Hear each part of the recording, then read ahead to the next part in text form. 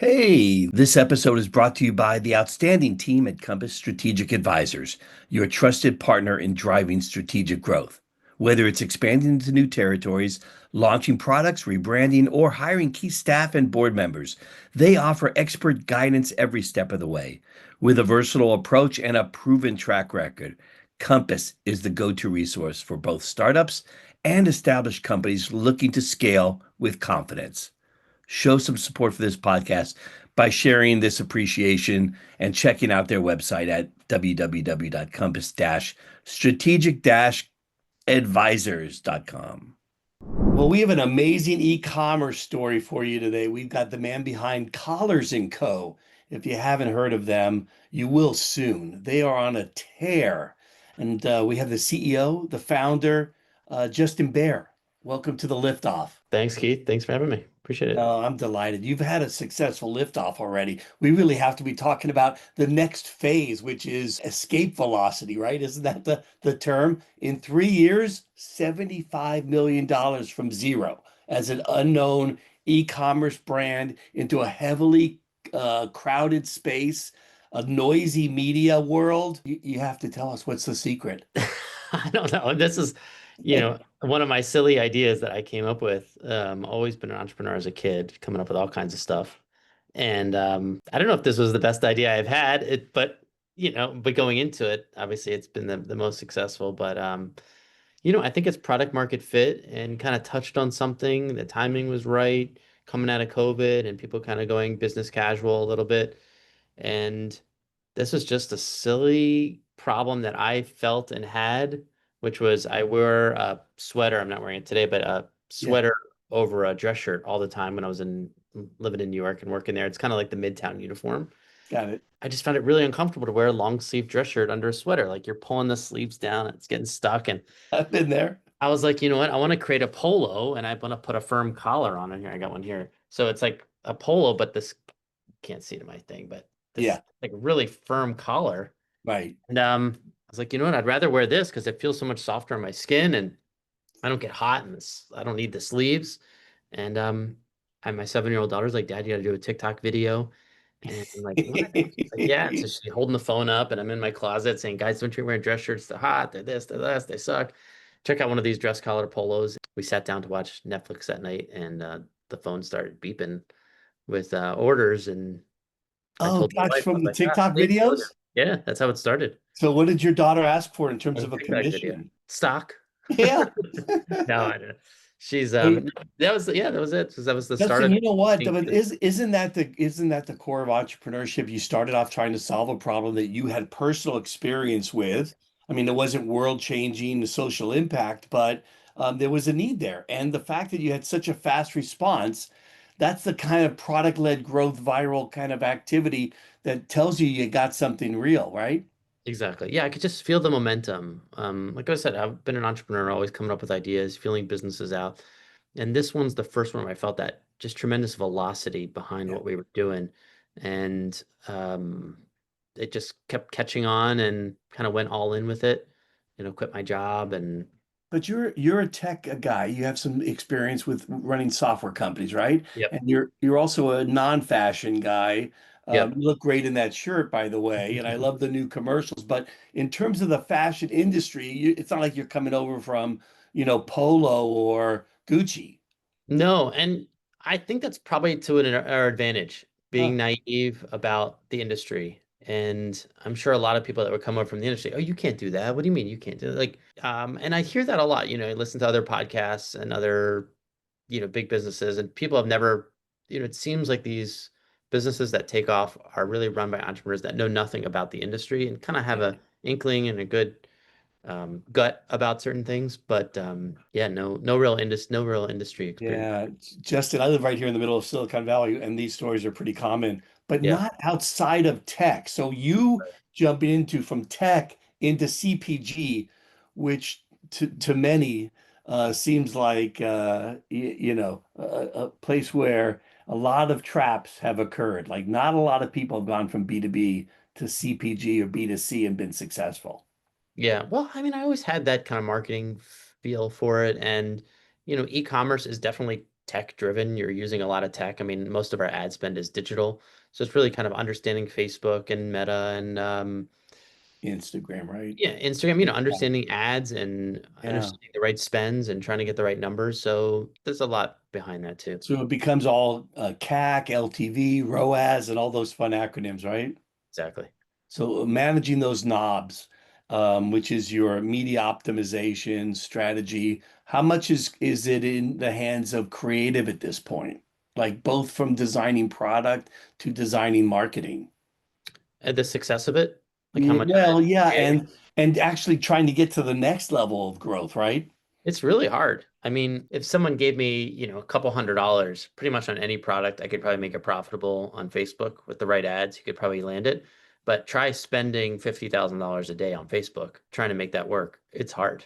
That's where the difficulty comes and trying to come up with different avatars on who you're going to reach out to. Okay, so, I'm going to reach out to the finance bros that are 20 to 30, and then I got to have Right. ads that reach the dads, the young dads, and then the guys that are reaching retirement. You're kind of constantly trying to figure out how can I create ads to get a piece of that market so that I can spend even more Mm. and more money, um, on Facebook. But Cool. Justin, I haven't done Facebook ads for a while, so are you seeing the lookalike audiences and retargeting themes still pretty important, or are those starting to shift to the background? I mean, I think the biggest shift is going to be, I personally think Facebook does not love the idea of ad buyers and making it so complicated. They want to have any old person say, I'm willing to spend $1,000 a day and I've got, you know, a new golf ball or something out on my desk. Yeah. And they should be able to just go on right on Facebook and say, I sell golf balls. I'm willing to spend $1,000. And Facebook is going to deliver those ads to the right audience.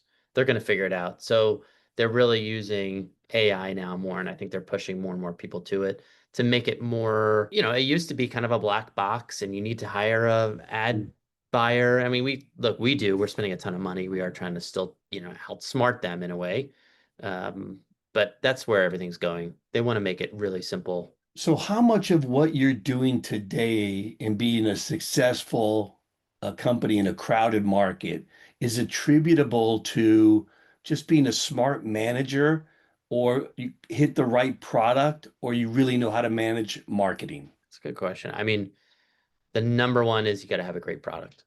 We've got, that's you've got to have a great product. And then I think it's brand, right? Where the product makes sense or the brand makes sense for the product.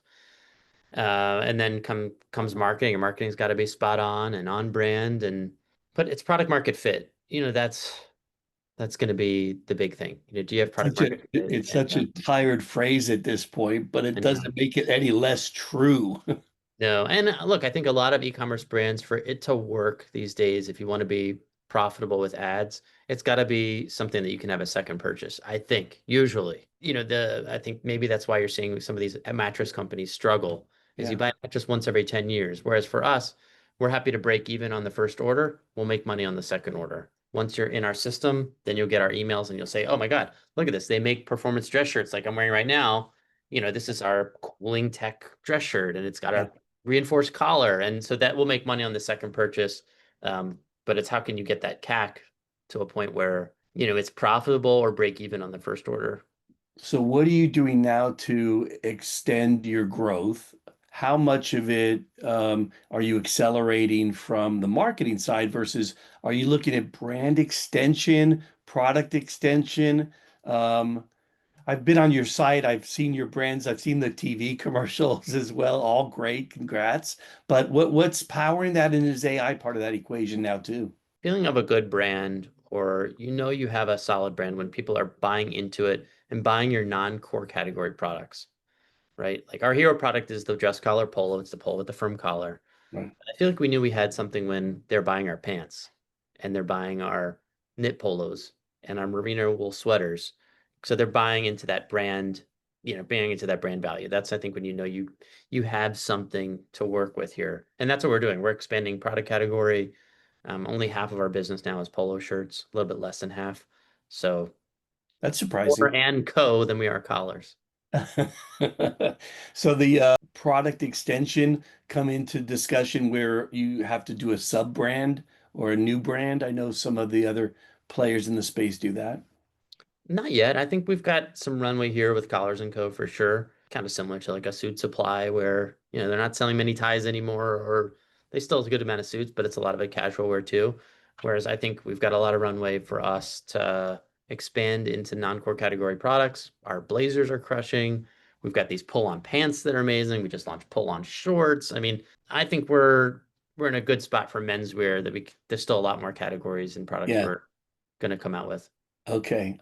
Should I come up with my own ideas for you? Should I send them to you if I Yes, have any? absolutely. The workout short that easily accommodates a phone or a headphone scenario, not the big ones, I guess, not the over the ears, but the AirPod kind of things. I always get. That's a good idea. We need an AirPod case pocket that's Yeah. zippered, so that when you're leaning on the bench, it doesn't fall out. Yeah, because I don't want to use the lockers and I have a key or two and I have an AirPod and I have my phone. And I'd That's love to be able to keep that comfortable in my person. that's a great idea. It's free today, Justin. Okay. Just No just royalty. just 10% stock with your daughter. Exactly. Well, you are doing great. In fact, I'm going to go ahead and mention it. I hope it's okay. You were like the top 5% as you were on Shark Tank. You had the top 5% class in terms of success. I guess that means on the top end, top line business. What was the secret of getting on and becoming successful, leveraging that experience as well for any of the folks who might be aspiring to be on Shark Tank or, the many knockoffs or similar programs. Yeah. Yeah. So when I came up with the idea, of course, we've probably all said it to other people. People have said it to us when you come with ideas. Oh, you should go on Shark Tank. I'm like, that sounds like a good idea, but no one's I'm not getting on that show. So honestly, I thought, well, I think it's a cool Shark Tank idea. It kind of has like a fun gimmick, these hard collars. And I was like, let me think if I know anybody or I can find like a producer at like Sony Pictures or whoever's producing this thing to kind of get it in. And I looked around, I didn't know anybody. And then literally it was just late one night, my kids were going to sleep and it was like 11:30. I'm like, you know what? What the heck? I've got 20 minutes. I'll just go to abc.com, just like 50,000 other people, and fill out the form. And sure enough, and I did it quick because I was like, no one's gonna read this. And they called back, and now when they call back, you're really excited because you're like, oh my God, I made it onto the show. Little do you know, it's like one of 10, maybe 12 interviews that you're going through over a long period of time. And Wow. I think they're constantly, siphoning people out. In fact, even on the show, when you shoot it, you don't necessarily even make the show. There's a lot of people, half the people in my group or class that shot that day didn't even air, which is Wow. the biggest kick in the pants ever. Cutting room floor. Yeah, I mean it's just awful because it can take a whole year to work your way into the show and spend time and tell your friends, and then you shoot and you get a deal and then they don't air it is awful. So you are thinking about that and trying to make sure that your show is exciting and fun and combative so that they air it. Yeah. Um, and then the other thing is sometimes you get a deal. We got a deal with Mark Cuban and Peter Jones. A lot of these guys don't close the deal. Not that the Sharks don't do it, but the I've entrepreneurs seen don't ever that and I've close it. talked to other people. They have the right to decline and Oh they yeah. just do it because they don't like, the way you smile. They could decide for any reason. I think I don't know, I heard some stat like only 30% of the deals actually end up closing. Wow. We ended up closing, but a lot of times the entrepreneurs are lying, they don't actually tell everything that's right. What? That never Yeah, happened. An exactly. entrepreneur. Uh, Right. But no, ours closed, and Mark's been super cool, such a nice guy and helpful, and his team's helpful. Same with Peter Jones, so we've been lucky with those guys for sure. and are you happy with? Well, first, what happened when you were off the show then? How did things just blow up online? Did your servers crash and all that good stuff? No, service and credit, we were on Shopify, so we knew they could handle it. Yeah, We did let them know ahead of time that, hey, we're going to show, just, I don't know if there's anything they needed to do or any buttons to push, but we were going to get, a surge of traffic. I think we got 4 times the amount of traffic, 4 times the amount of daily sales on that one night, which is pretty cool. And then we did an update also, they do like last time on Shark Tank, right. which was pretty neat. Actually, this was during the time of COVID when we were doing the update. usually they would fly a crew out to you and shoot the update, where were you then and what Yeah. you up to. This time they sent a giant suitcase with gear in it and said, "You're gonna shoot it." And literally the producer was on Zoom shooting this thing remotely, which is pretty wild. So if you see the update, It's a top 10 show on ABC. They don't have the budget to to send I out. guess they knew they can get away with, hey, let's get Justin and his friend to shoot Right. the update. And I mean, look, we took a ton of footage and then we sent them all the footage and then they did it. But the update was amazing. So if you read the YouTube Collars and Co update, and they did a really nice job with it. And on the regular show, you're in there for an hour and 15 minutes negotiating with these guys, and they only air like 8 minutes. So they left a lot of things out. Like both my parents died when I was younger, and they're like, we're gonna leave that part out. Like we're gonna make you this like cocky kid, this cocky preppy kid that thinks he knows Yeah. everything. We'll just leave that stuff out. But they were able to kind of touch on it a little bit on the update, which was nice. How about when you evaluate the deal? It sounds like you're pretty happy actually, but I heard they take a nice slice. Is it first year or The old days, the show would actually take a piece just to get on the show. That's not the case anymore. oh good. So it's straight up with the Sharks, whatever you guys negotiate. For us, we negotiated 10% on the show, and that's what we ended up closing with. Yeah. But yeah, we're pretty happy with the 10%. A lot of times you get out of that gauntlet and they're taking 25 at least. So I think we made a good deal. Cool. So what can we look for from you next? I know out here everyone's talking about AI, which in the fashion world I've done a little dabbling in there because my son's involved in the industry. There's the virtual try-on kind of stuff. There's just some interesting things happening. What can we look for something different from you? Yeah, I think with I would say that we'll talk about AI for a minute. I mean, AI for photography has been incredible. We take a photo and there's like some weird coffee cup in the background. The old days that would take 2 hours to crop out and have some. Now you literally just highlight it, hit crop out, and it's done. Yeah. So you can be a lot more efficient. Yeah. Writing copy is tremendous. We use Ad it all the design, time. ad placement. Is that starting Actually, to? this is pretty funny. Yeah. Unrelated to this, but AI related. My daughter's at sleepaway camp. She wrote me and she's like, Dad, I'm kind of feeling homesick and da da da. So I was like, I don't know. I want to write the perfect email response. So I said, ChatGPT, this is the letter from my daughter. I actually uploaded a PDF of it and it read it. And then it wrote me back this really nice response. And then I wrote back, like, make it so that she doesn't feel like she's missing anything. And da da da. And it wrote me, okay. So I paste the email back to my daughter. Great email, right? And then she wrote back. She's like, Dad, thanks for the letter. Please don't use ChatGPT next time to write the letter. So it's just unbelievable that That's she great. knew that it was ChatGPT. I guess it wrote it so, so eloquently. She busted you. She busted me. So maybe Yeah. that's a ChatGPT story. But yeah, I mean it's wild. But at the end of the day, for us, we're not a digital product. We still have to make great looking clothes at great prices and create a brand. So there's only so much AI is going to be able to help us. Yeah. But it is, I mean, it's helping us on the back end, on financials, and understanding the business and tons of data. And so it's been pretty wild on the back end.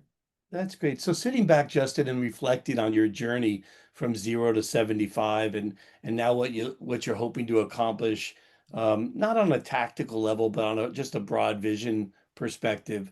What are your thoughts as an entrepreneur? Would you like to exit soon? Do you start to think about I really love this, I want to stay here forever? You're a young man still, young family. What are your thoughts as a founder, an entrepreneur? Yeah. I go back and forth with it. I've always been an entrepreneur. This has always kind of been my dream to kind of build something big. Hmm. And a lot of my past businesses, I feel like they were good hits. I've exited a couple businesses, but not like, home runs, kind of like doubles, which have been great. But I've never been able to kind of be at the plate to hit a grand slam. Yeah. And it's really hard to even get into that position.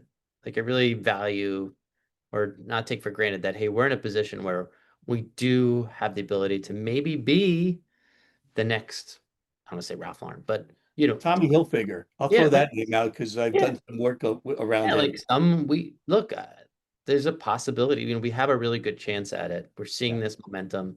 Yeah. We could do it. So, I feel like, hey, this is a one shot in a lifetime. let's give it our best shot so that, I don't have any regrets. There's So that, you're so isn't there you're that famous story where the guy that sold Victoria's Secret for like $10 million jumped off a bridge or something? oh I God. don't know if that's true. That's I like think a I've heard lore of something like like that. fashion lore. If I'm pulling back the camera here for you, you're in the fourth or fifth inning. You got a solid hit or two, but the game's close, and you're still, still want to get up and win it and hit a home run. Yeah, I mean, there's a lot more we can do. We're just getting Yeah. started, scratching the surface on this and what we're doing. We're just in year four.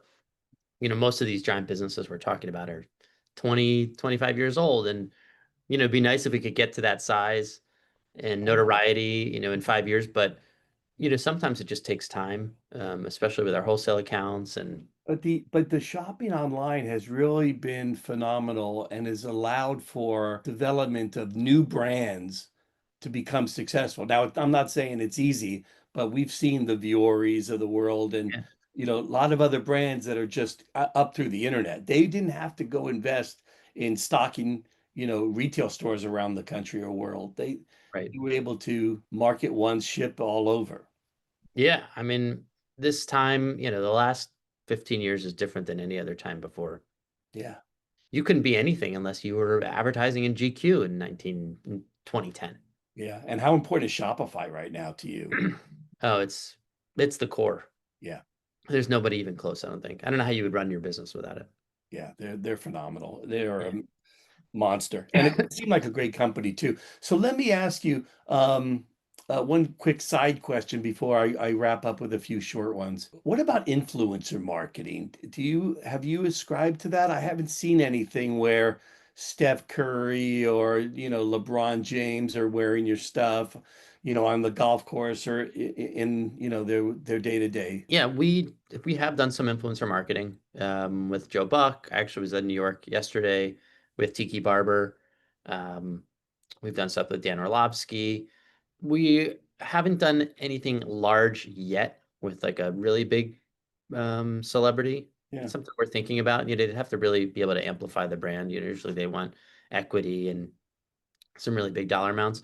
But from just the regular influencer game, I think it's changed a bit in that, I think Instagram and Facebook have gone a little more of the way of TikTok, where it's all about content.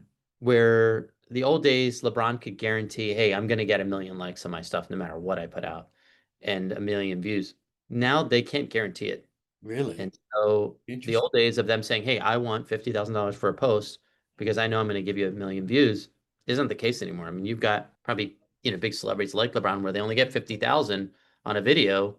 And if you were that brand, you're like, what the heck? I paid you for all these impressions and you can't deliver it on It all anymore. comes back to math, doesn't it? Yeah. So, well, now what I would do is with the influencers, I'd say, okay, you have to guarantee me a certain number of impressions. And if you don't get it with the first video, you may have to do it with the second, third, or fourth. But I'm paying you for impressions. And if the either ad dollars go to you or I can guarantee the ad dollars go to Facebook and they'll deliver the impression. So, That's great. Well, Justin, thanks so much for sharing all this great insight. It's been phenomenal. So my audience of founders and entrepreneurs are always looking for those quick tips, those insights that they can find. You've been an entrepreneur managing an e-commerce brand. You've done a lot of digital marketing. You've done a lot of fashion. You've done, which includes manufacturing, delivery, distribution. What are some of the quick tips that you want to share with the audience? I mean, for entrepreneurs, I think sometimes fast is better than perfect. Not getting hung up too much on, I hear a lot of some of my friends are like working on a business and I'd go back to them 6 months later and be like, well, what's going on? How is it going? They're like, well, we're still waiting for the product to be just right. And I really needed to have this little particular functionality. I'm like, that has nothing to do with whether you're a contest to see if the product can sell. Like our dress collar polo is 10 times better than it was when we first started. You're going to make the product better. Just see if the thing can sell. If it sells, you've got something. If it doesn't sell, it's okay. You're going to move on to something else. So it's like, get that minimal viable product out as soon as possible and see if the thing sells. You see if the marketing sells. You have a real Silicon Valley style about you. There's a motto or an ethos out here: go fast and break things. Yeah. And I have talked to a few of your peers who say similar things. How about from a personal side? It's a business where there's always something to do. there's always 100 things probably to do. How do you balance that with getting your workouts in and reading a story to your daughter and showing up to her daughter, taking your special someone out to dinner? How do you balance everything? It's really hard. I mean, I you can. Honestly, I'd like to say, oh, you can, and you hear all these Instagram people that are like, oh, it's work-life balance. It's really not. I mean, I'm thinking about You this don't do all the time. the 4 hour work week? Yeah, That's not. exactly. It's not exactly right. Not exactly with this one. Um, it's not. Like I'm giving up a lot. I'm making a lot of compromises. My family is also.